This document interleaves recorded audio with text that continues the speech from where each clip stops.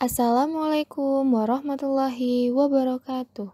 Kami dari kelompok 3 kelas R8F Bimbingan dan Konseling, pada kesempatan kali ini kami akan membahas materi terkait gangguan kesehatan mental dan klasifikasinya. Materi ini diajukan sebagai tugas kelompok dalam mata kuliah kesehatan mental yang dibimbing oleh dosen Ibu Afiatin Nisa MPD. Sebelum memulai pembahasan materi, izinkan saya memperkenalkan masing-masing anggota kelompok 3 yang terdiri dari Fazar Yahya dengan NPM 2018-015-00594. Selanjutnya ada Talita Alikbar dengan NPM 2018-015-00604. Selanjutnya ada Nuraini dengan NPM 2018-015-00611. Dan yang terakhir, ada Indah Nurmayangsari dengan NPM 2018-015-00614. Berikut ini adalah materi pembahasan yang akan kami bahas pada hari ini. Yang pertama ada pengertian gangguan mental, yang kedua ada ciri-ciri gangguan kesehatan mental, dan yang terakhir ada klasifikasi gangguan mental. Mari kita simak bersama materi tentang gangguan kesehatan mental dan klasifikasinya. Yang pertama itu ada dari pengertian dari gangguan mental. Gangguan mental yaitu orang yang menunjukkan kurang dalam hal kesehatan mentalnya, dan kurangnya dalam hal kesehatan mental maka dimasukkan sebagai orang yang mengalami gangguan mental. Pengertian lain gangguan mental yaitu adanya penyimpangan dari norma-norma perilaku yang mencakup pikiran, perasaan, dan tindakan. Salah satu contoh gangguan mental yaitu depresi dan alkoholik karena terjadi penyampingan perilaku.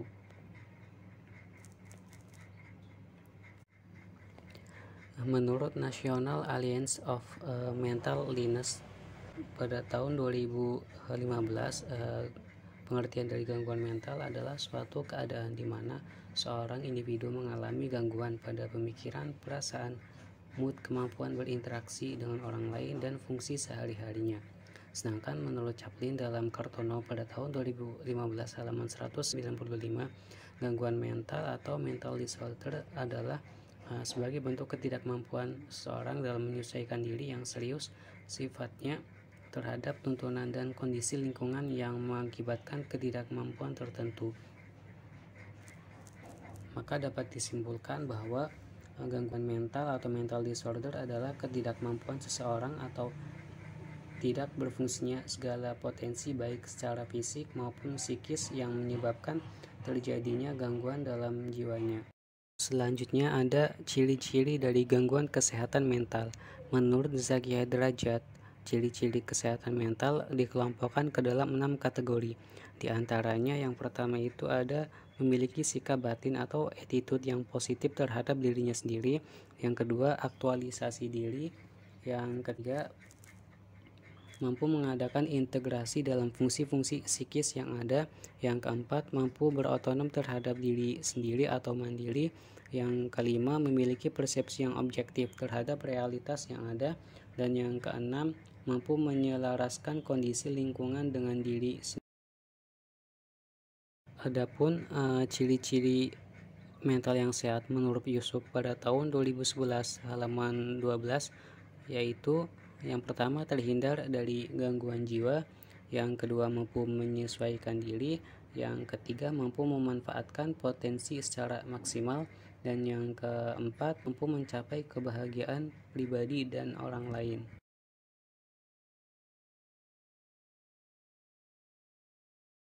Yang pertama itu ada terhindar dari gangguan jiwa.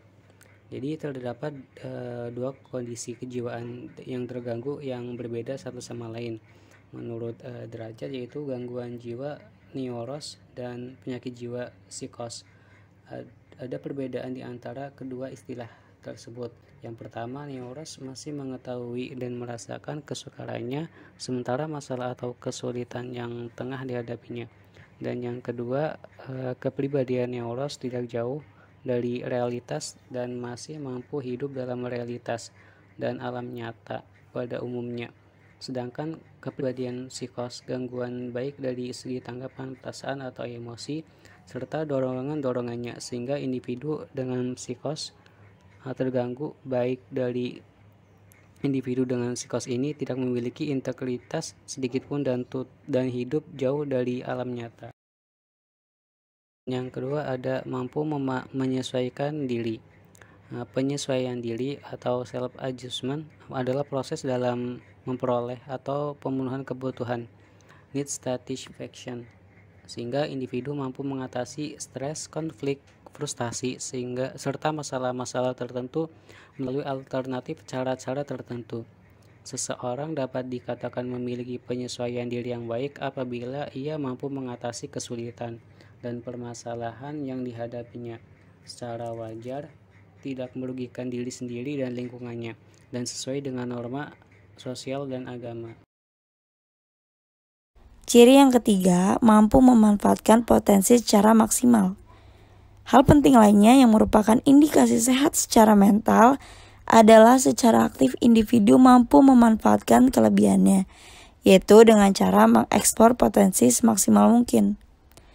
Memanfaatkan potensi secara maksimal dapat dilakukan dengan ikut serta secara aktif dalam berbagai kegiatan positif serta konstruktif bagi pengembangan kualitas dirinya. Misalnya dengan melakukan kegiatan belajar yang dilakukan di rumah, di sekolah, ataupun di lingkungan masyarakat. Bisa juga dengan bekerja, berorganisasi, olahraga, pengembangan hobi, serta kegiatan positif lainnya yang mampu memicu eksplorasi potensi masing-masing individu.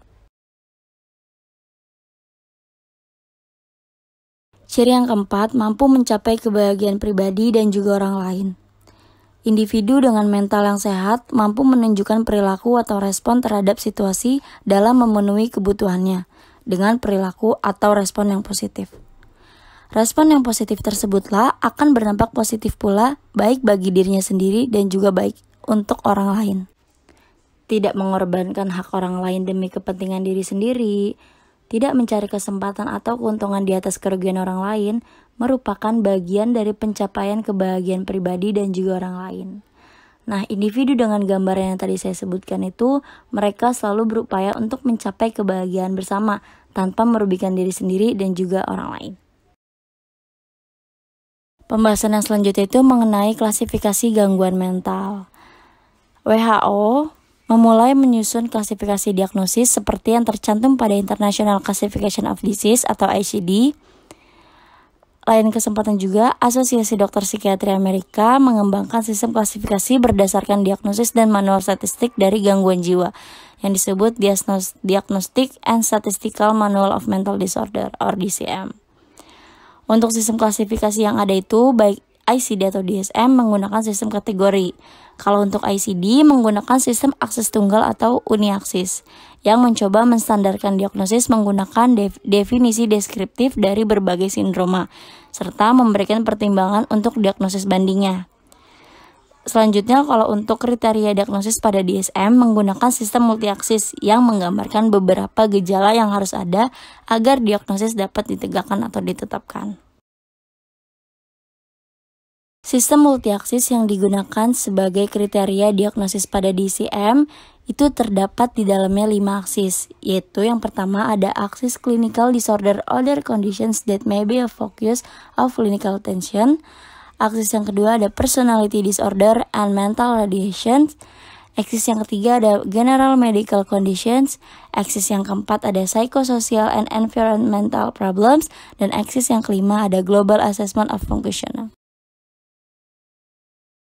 Selanjutnya, aksis 1, clinical disorder, other condition that may be a focus of clinical attention, yaitu sindroma klinis dan kondisi lain yang mungkin menjadi fokus perhatian klinis. Aksis 1 ini ditujukan untuk melaporkan semua gangguan klinis atau kondisi-kondisi lain yang mungkin menjadi fokus perhatian klinis, kecuali untuk gangguan kepribadian dan retardasi mental yang dilaporkan pada aksis 2. Selanjutnya, terdapat beberapa kelompok gangguan aksis 1. Di antaranya, yang pertama ada gangguan yang biasanya didiagnosis pada bayi, masa anak-anak atau remaja, dewasa dan orang tua atau lansia, kecuali retardasi mental yang didiagnosis pada aksis 2. Yang kedua, ada delirium, demensia, amnestik, dan gangguan kognitif lainnya. Yang ketiga, gangguan mental yang disebabkan oleh kondisi medis umum yang tidak diklasifikasikan pada yang lain. Yang keempat, gangguan yang berhubungan dengan penggunaan zat. Yang kelima, skizofrenia dan gangguan psikotik lain. Yang keenam, ada gangguan mood atau perasaan. Yang ketujuh, ada gangguan kecemasan. Dan yang terakhir, ada gangguan somatoform.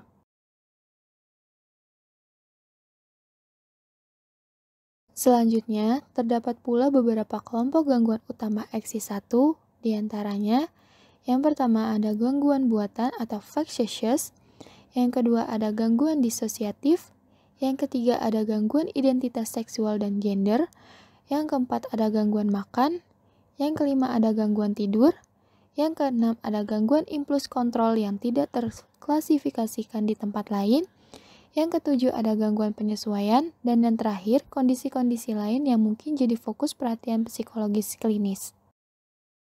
Selanjutnya, eksis 2, yaitu personality disorder and mental retardation, yaitu gangguan kepribadian dan retardasi mental.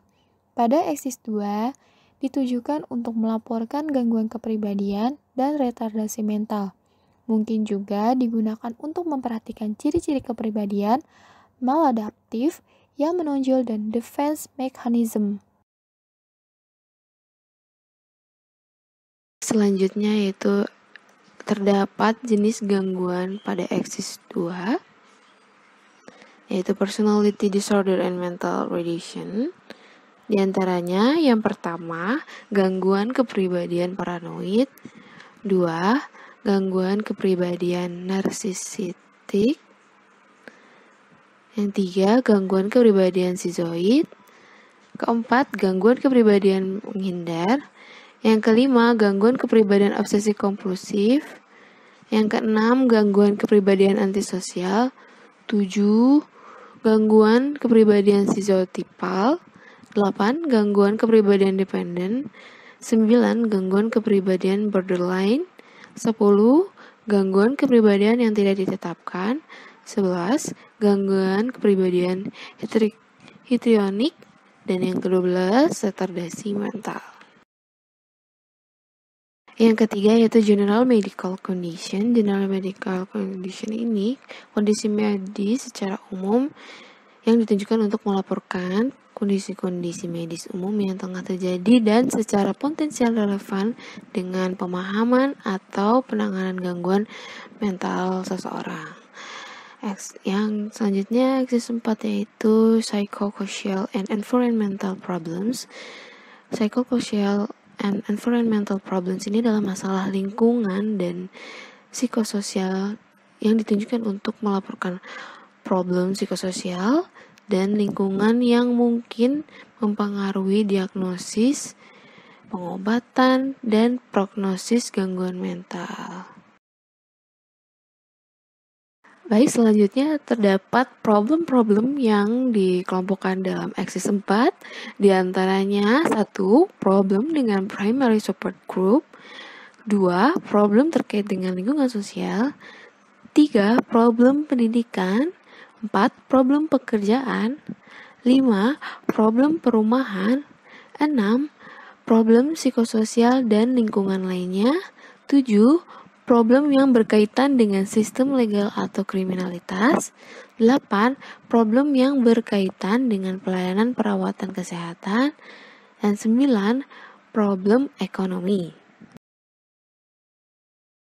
Yang terakhir ada eksis 5 yaitu Global Assessment of Functioning atau GAF.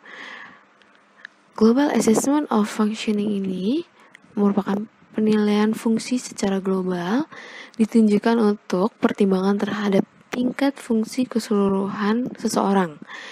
Nah, informasi ini bermanfaat dalam merencanakan perawatan dan mengukur dampaknya serta dalam memprediksi hasil. Pelaporan fungsi umum pada eksis 5 ini bisa dilakukan dengan menggunakan Global Assessment of Functioning atau GAF scale. Skala GAF secara khusus bermanfaat untuk mengetahui kemajuan klinis seseorang secara global menggunakan satu ukuran. Skala GIF ini dinilai hanya berkaitan dengan fungsi, psikologi, sosial, dan pekerjaan.